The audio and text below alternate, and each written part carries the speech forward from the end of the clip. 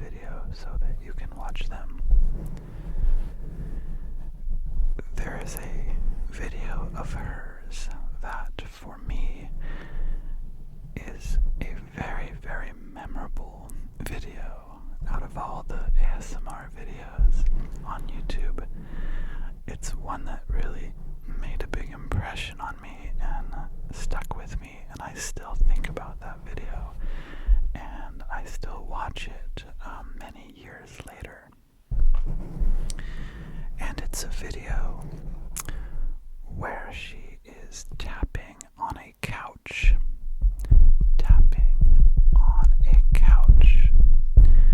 And she's using the 3DO microphone. I think that this may have been one of the first videos where I heard the 3DO microphone being used. And of course, that is the microphone that has a shape where there are these sort of replica ears on it, and so it kind of recreates the acoustics of the human ears and head listening to a sound, and so it can be especially realistic sounding. And so I discovered this video. I think it was just in my recommended or something, and this video, and she's tapping on a couch, and pretty much that's the whole video. She's just tapping on a couch. And when I saw and listened to this for the first time, I just thought it was so great. Like the sound was so relaxing, and the feeling of realism of being there. Like I really felt like I was in that room. It's hard to explain. I'm sure you've probably felt this from ASMR. But I started to feel like that was actually happening. And of course, I mean, it was actually happening. She really did get tapped on a couch, but in the sense that it was recreating that reality in my mind. So I watched that video. I think the day I discovered it, I probably watched it 3 or 4 times. And then I remember thinking about how funny it was and how unusual and surprising. First, that someone would make a video about tapping on a couch, and then that I would listen to it over and over and think it was one of the best things that I had, one of the best things that had happened to me all week. And it really made me think about the potential of ASMR as a type of entertainment and as an art form and as a way of, I guess you could say, shared experience. And I just thought it was so cool that someone would make a video like that, because like in ordinary life you wouldn't think about that, of like, oh, let's make a video of tapping on a couch. And so I thought to myself, here I am, and there are so many different possible entertainment options available to me. I could watch a movie, I could read a book, I could watch TV, I could listen to music, I could go see a play or a dance performance or go to an art museum. There's so many things I could do. And right now, what I want to do the most is listen to this person tap on a couch. It's just funny. It's fun. And then I got to thinking about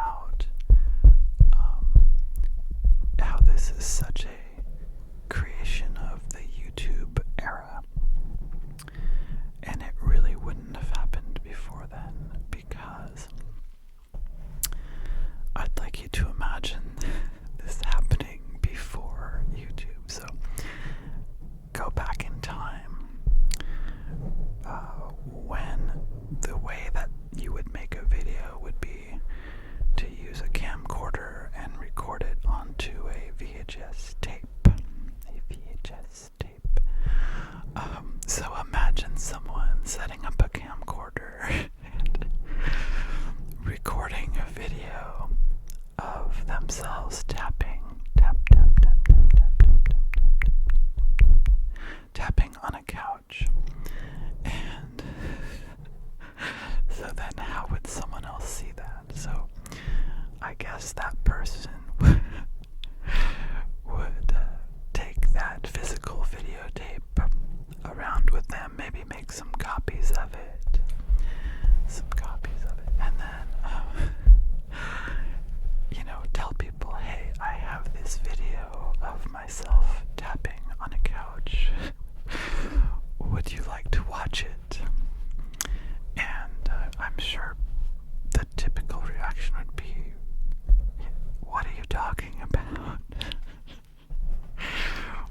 What do you mean you made a video of you tapping on a couch? Oh, I just think that's so funny.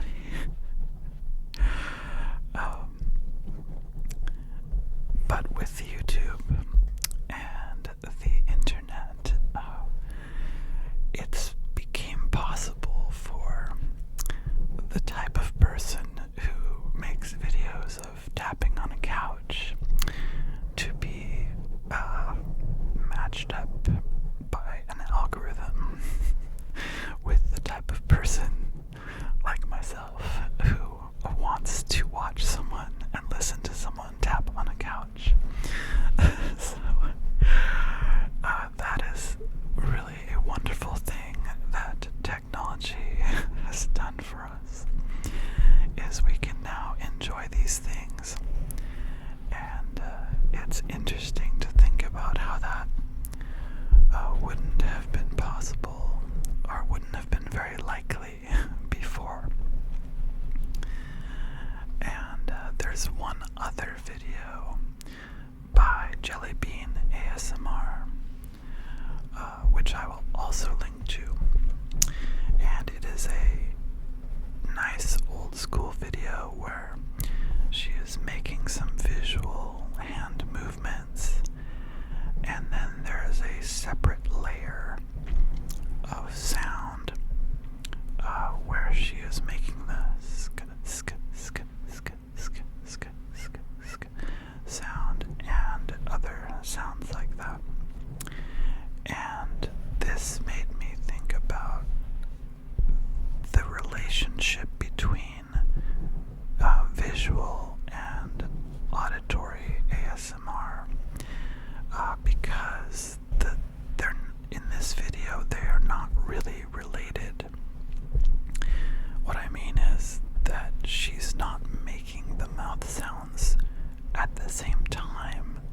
You can tell that her mouth is not moving in the video. So it's just a separate track that has those sounds, and then that is overlaid on the video. But it works pretty well because I think the viewer's brain combines these things together and creates an overall impression as if it was a related thing, or some sort of overall combined art. So this happens all the time in non-ASMR entertainment, but we don't maybe really notice it as much. What I mean by that is that, for example, if you watch a movie, oftentimes the movie will have some sort of background music playing during a scene. But that background music is not usually actually happening within the scene, in the sense that we don't think that the characters in the movie can hear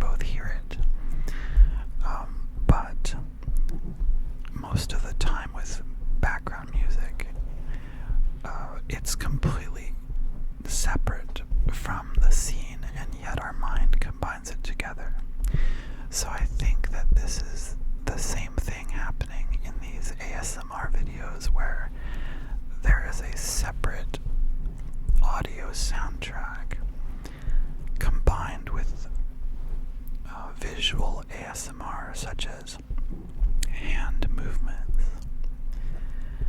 And if you watch this video that I'm talking about, pay attention to that. Pay attention to what's happening in your brain that combines the audio ASMR with the visual ASMR. And one other thing that I find interesting is that until I started watching ASMR YouTube videos, I didn't really experience visual ASMR, or I guess I didn't realize that I did, or something like that. I didn't think of ASMR as visual. I always thought of it as only something to do with sound. And I think it's because the type of visual stimuli in visual ASMR videos tend to not happen very much in daily life. So people don't come up to me and start making hand movements up close to my eyes, right? I wish they did. I really wish they did. That would be cool. And I have actually experienced it in real life, but that is only because I asked someone to do it. So I kind of described what the ASMR visual hand movements looked like, and I requested that someone do that in front of me to see whether it works in real life. And of course it does work in real life.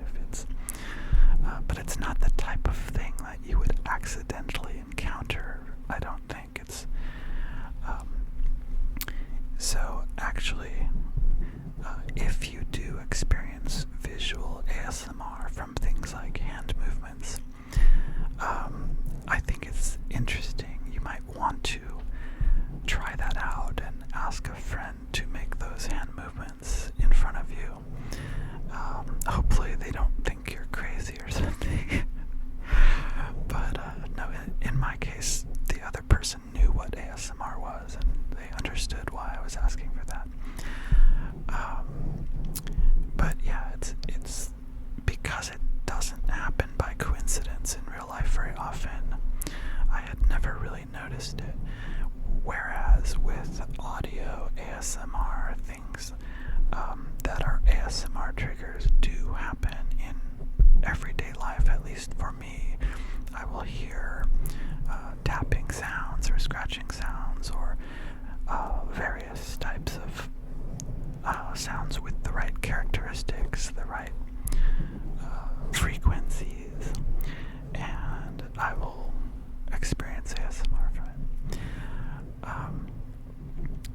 Anyway, in conclusion, Jellybean ASMR, I think, was very influential for me in terms of me discovering these characteristics of ASMR through her videos. And I think the videos are still very good today, even the ones that are 8 or 9 years ago. They still are nice, they still work. And if you have not ever seen her videos, I would encourage you to watch them. Thank you for spending time relaxing with me and hearing about legends of ASMR, ASMR history, ASMR effects.